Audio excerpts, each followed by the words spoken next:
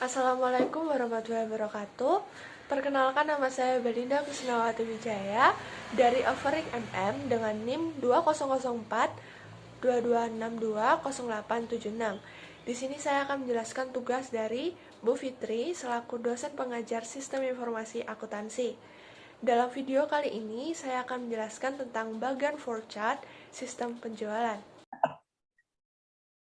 Dari tampilan yang ada di sini terdapat contoh bagian forecast yang membahas mengenai sistem penjualan, di mana dari bagian ini itu dimulai dari bagian terminal penjualan dan bagian input data penjualan. Dari kedua bagian ini akan diproses menjadi edit data penjualan dan cetak tanda terima pelanggan.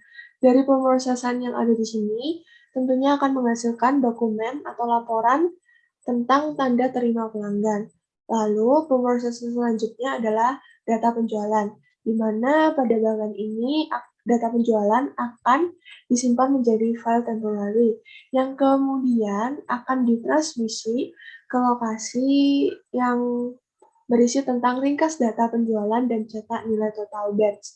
Dari pemrosesan ini akan dibagi menjadi dua proses, di mana proses yang pertama akan menghasilkan langsung nilai total batch, dan yang kedua dari pemrosesan ini akan melihat file temporary yang berisi tentang file transaksi penjualan harian, di mana dari bagian ini tuh seperti data penyimpanan gitu loh. Lalu dari proses file transaksi penjualan harian ini akan diproses mengenai perbaruan database, di mana apabila ada yang berubah, maka akan masuk ke dalam proses perbaruan database, di mana perbaruan database ini berisi mengenai penyimpanan database piutang usaha, penyimpanan database persediaan, penyimpanan database penjualan, pemasaran, serta penyimpanan database buku besar. Dari keempat bagian penyimpanan ini akan saling berkaitan satu sama lain ke dalam proses sistem pemrosesan pertanyaan.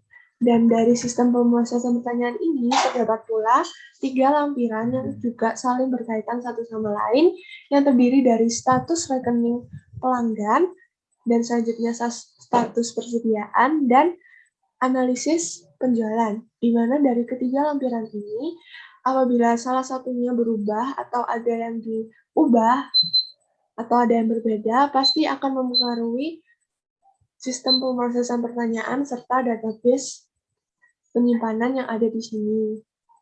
Lalu, dari proses perbaruan database ini, yang berisi tentang semua yang tadi saya sudah sebutkan, akan menghasilkan dokumen atau laporan tentang nilai total batch.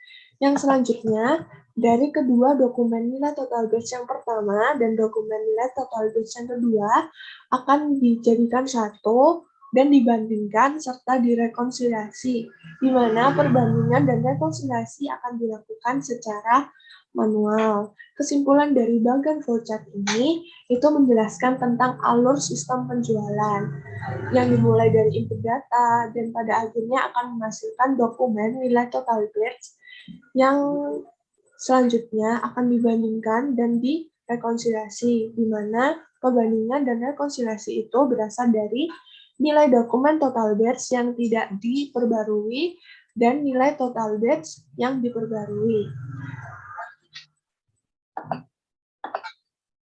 Sekian penjelasan yang bisa saya sampaikan. Apabila ada salah kata, saya mohon maaf. Terima kasih. Wassalamualaikum warahmatullahi wabarakatuh.